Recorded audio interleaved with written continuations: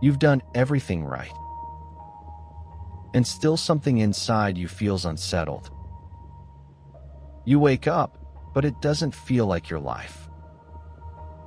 There's a silence beneath your ribs, a quiet ache that no success can touch. You keep pretending to be strong, but the armor is starting to crack. Maybe power was never about control. Maybe it's about coherence, the moment you stop performing strength and begin to live your truth. This isn't a lesson about dominance. It's an invitation to turn inward, to walk through shadow and light until you find the rhythm of your own soul. Because the self you've been chasing has been waiting right here all along. The quiet ache before power.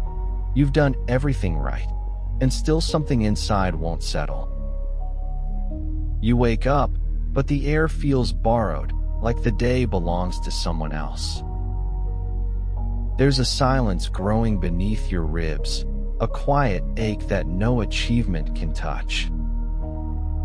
You don't feel broken, just misplaced, a few degrees off from your own center.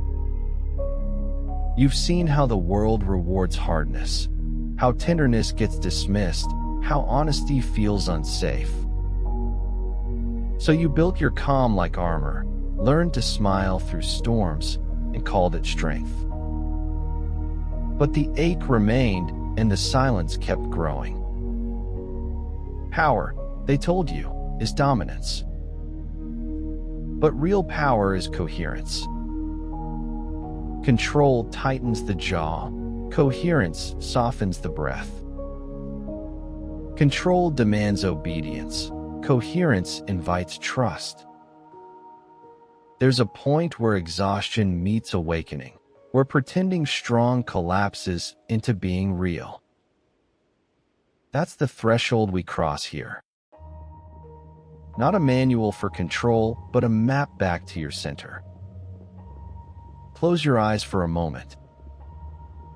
Notice how your body negotiates with gravity. How your shoulders still carry the weight of old performances. Let one small muscle unclench and then another. That's how you begin to return. You've been living in urgency, reacting, proving, running. Urgency said, move faster or disappear.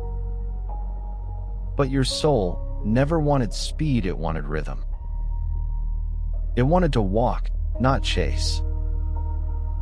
Because when you slow down, the truth catches up. Ask yourself, when was the last time you felt entirely here? Not as a role, not as an effort, just as a pulse. That feeling is coherence. That's the doorway to power. Jung called this the first gate, turning toward the shadow, not as an enemy, but as an ally. Everything you've hidden for safety still moves beneath the surface, steering your life quietly. When you meet it, you free it. When you avoid it, you obey it. This journey isn't about becoming perfect. It's about becoming whole, learning to hold light and shadow in the same breath. The world doesn't need more armored souls. It needs people who can stand in softness without collapsing. So breathe. Not deep, not forced, just enough to remind your nervous system it's safe to be here.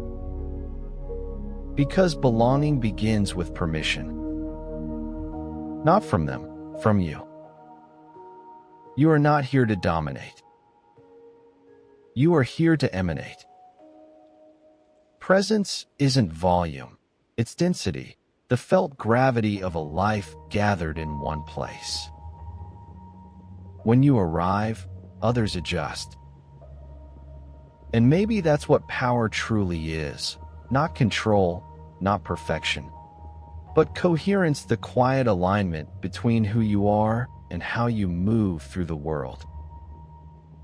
Where on this inner path do you find yourself now?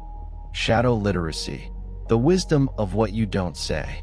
You were taught that honesty means exposure, that strength means transparency, that those who stay silent must be hiding something.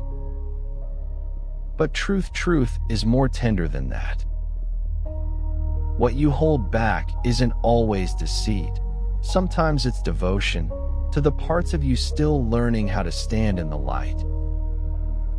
There is a sacred intelligence in silence, a language of restraint that protects what's still forming.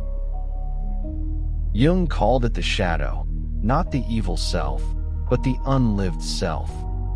The impulses, gifts, and hungers you buried because the world told you they were too much.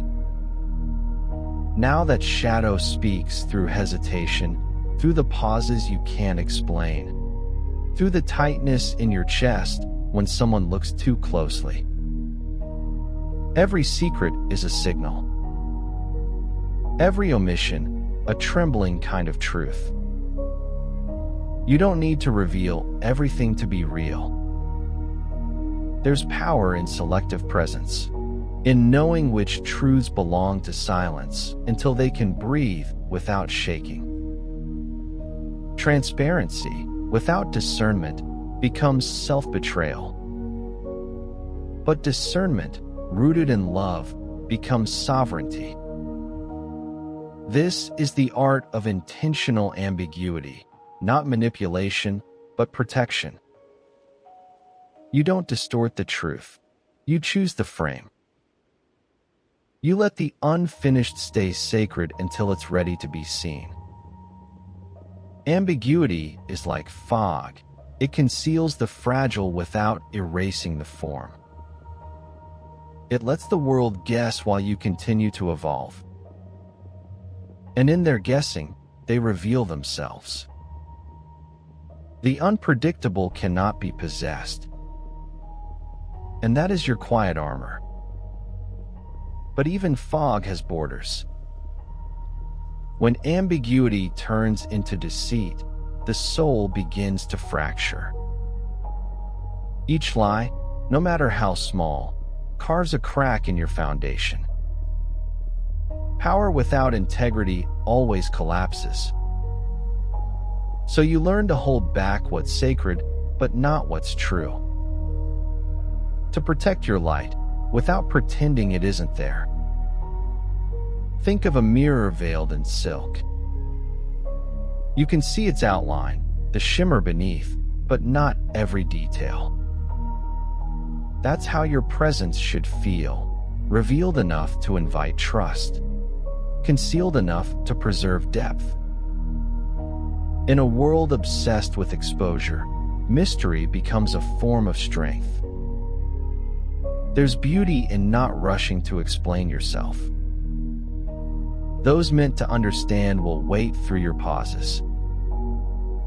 They will learn the shape of your silence. And those who demand quick access were never meant to stay. Every time you resist the urge to overshare, a new part of you matures. You realize not every truth needs to be spoken to be real. Some truths are meant to be lived quietly until they crystallize on their own. This is integration, when the shadow and the persona stop fighting and begin to collaborate. Your inner night no longer hides from the day. It guards it. You become a keeper of your own fire, aware that light without shadow blinds, and shadow without light consumes. The balance is your mastery. Aces of the soul, flexible identity, animus/animus, and true adaptation.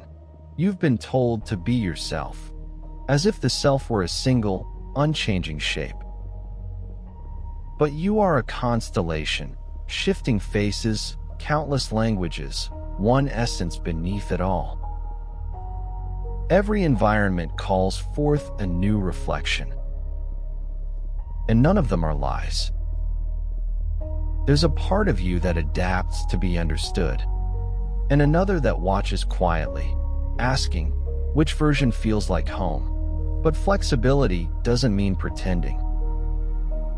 It means translating your truth into the dialect the moment understands. You keep your core, your values, your pulse, your quiet center, but you learn to let its expression breathe. That's what Jung called the dialogue between anima and animus, the inner feminine that feels and the inner masculine that acts. When they stop arguing and begin to dance, your presence becomes whole. Think of the masks you've worn: the polite, the strong, the wise, the unseen. Each had its season, each protected a truth. But now, you no longer need to hide behind them. You can let the mask rest, not in shame, but in gratitude. Imagine standing before 3 mirrors. Each reflection shows a different version of you: the child who felt too much, the adult who learned to hide it, and the soul that quietly holds them both. Flexible identity isn't about erasing faces. It's about remembering which one belongs to the moment and which one belongs to eternity. Some people mistake flexibility for falseness. But rigidity is not integrity, it's fear in disguise. Those who cling to one identity become brittle. Those who adapt with awareness become fluent in life itself. So you begin to listen deeper. When you speak to the logical, you use reason. When you meet the poetic, you use story. When you meet the wounded, you use presence. It isn't performance, it's empathy embodied. Inside, your anima teaches softness, how to feel the subtle, how to nurture the invisible. Your animus gives form, how to shape what you sense into action. When they work together, the self breathes as one organism. You start to see the sacred symmetry, the lover within the warrior, the tenderness inside strength. You realize the faces you wear are not disguises, they are bridges. Each one allows connection without losing essence. So the next time you feel yourself shifting, don't call it inconsistency. Call it translation. The language of souls meeting halfway. Because who you are is not a mask you remove.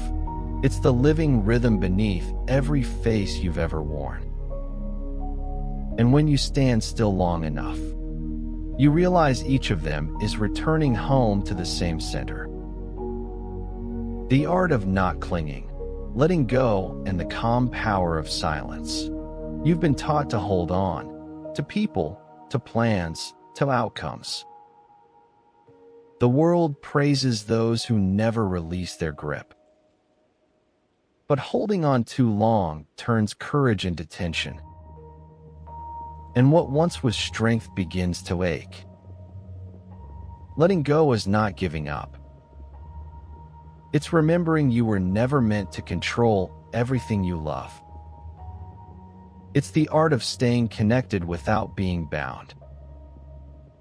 Think of the moments you tried to force what wasn't ready. The friendship you kept alive long after it ended. The idea you clutched though it no longer breathed. You called it loyalty, but your body called it exhaustion. There's a quieter power, the power of those who can walk away without closing their hearts. When you loosen your grip, you stop shrinking to fit what's already gone. You make space for what's still unfolding. In a negotiation, the calmest person holds the most influence. In love, the one who isn't desperate to be chosen becomes magnetic. This is the paradox of letting go. The less you grasp, the more gravity you carry. You don't let go because you've stopped caring. You let go because you finally understand that care without control is devotion. You begin to trust timing, not manipulation. You start to choose presence over possession. Pause. Notice how your shoulders still lean forward, as if chasing something. Let them fall back. Let the breath arrive without command. That is how freedom begins, not in triumph, but in release. Imagine a single feather drifting from your open hand. You don't chase it. You simply watch it dance with the air.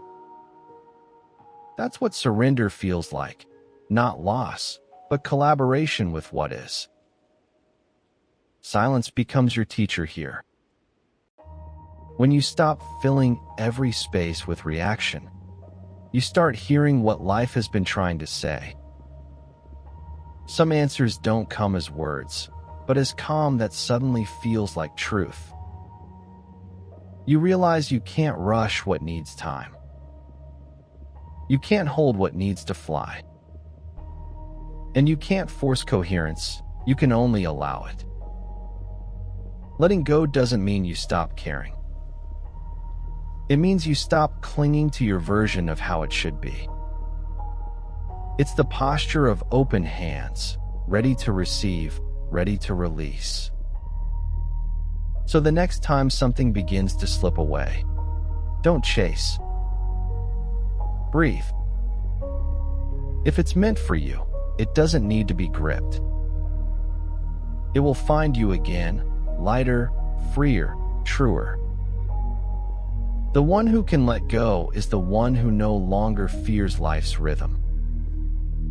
Because the rhythm is not loss, it's movement. And movement is how the soul stays alive. Mirrors and meeting places, trust, presence, and relational alchemy. Every soul is a mirror, and every relationship, a quiet invitation to see yourself anew. People don't enter your life by accident. They arrive carrying pieces of the reflection you've forgotten how to hold.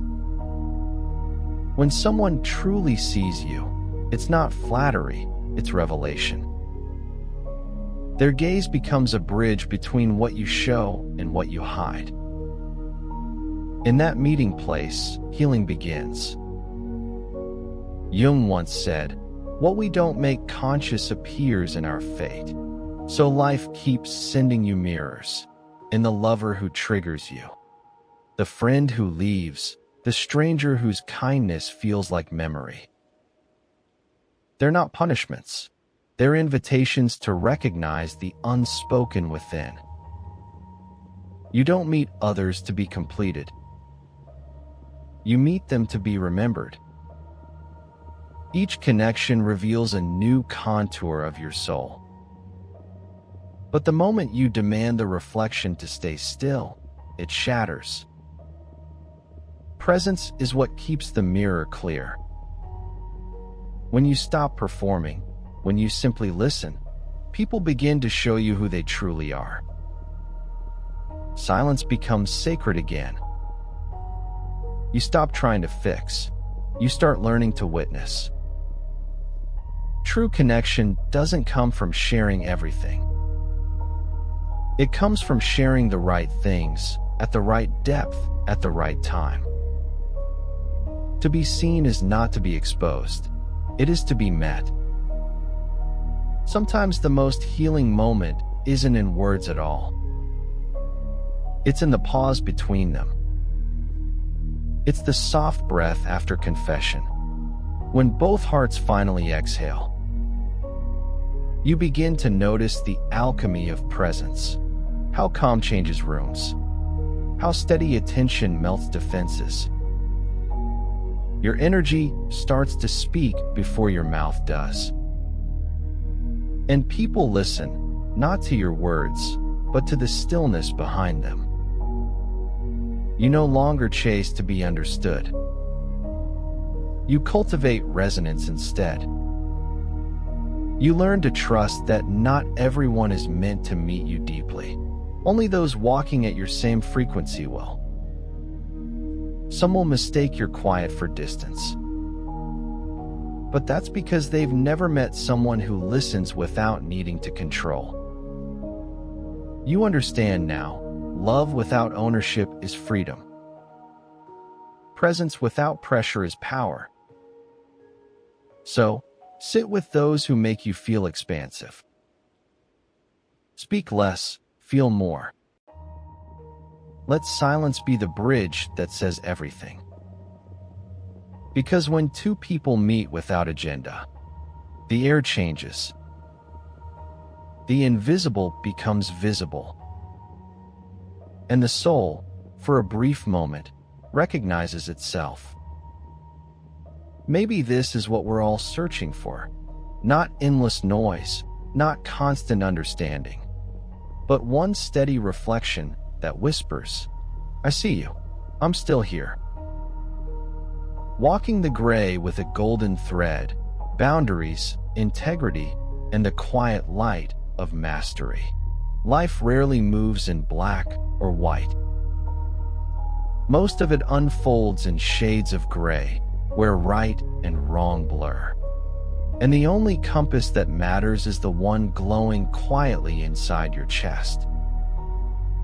You learn this when easy answers disappear. When every choice carries a cost, and you realize wisdom isn't about purity, it's about proportion. The golden thread that runs through every decision is your value. Not the loud one you speak of, but the silent one you refuse to trade, even when it hurts. That is your true north. Boundaries are not walls. They are lines drawn in devotion. The way you tell the world, "This is what I can give without losing myself."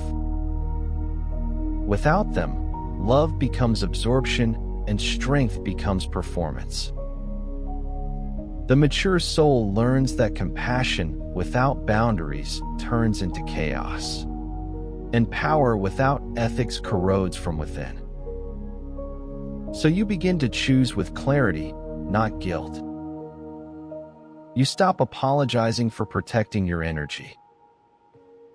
Imagine walking a narrow bridge above the fog, a golden thread tied gently to your wrist.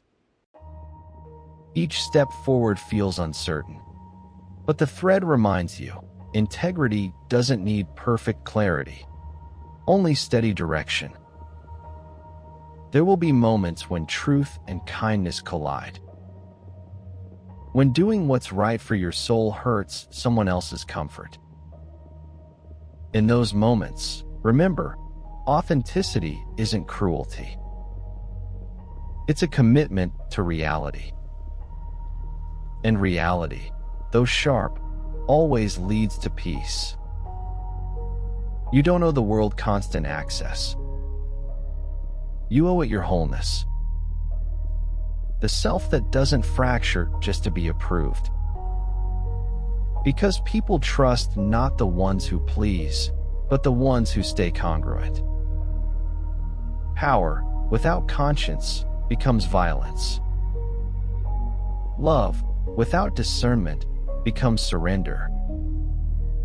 But when they meet, when your heart and your boundaries hold hands, you move through the gray with quiet precision.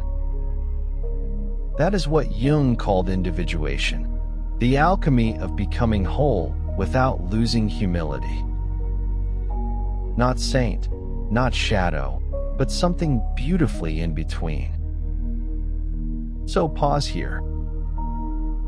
Feel the weight of your own name returning to your bones. You have walked through ache and ambiguity, and learned to hold contradiction without collapsing. That is mastery. Not dominance, not certainty, but coherence. the calm strength of one who knows their light and no longer needs to prove it. The world may stay divided, but within you, the opposites have finally made peace. And that peace quietly radiates.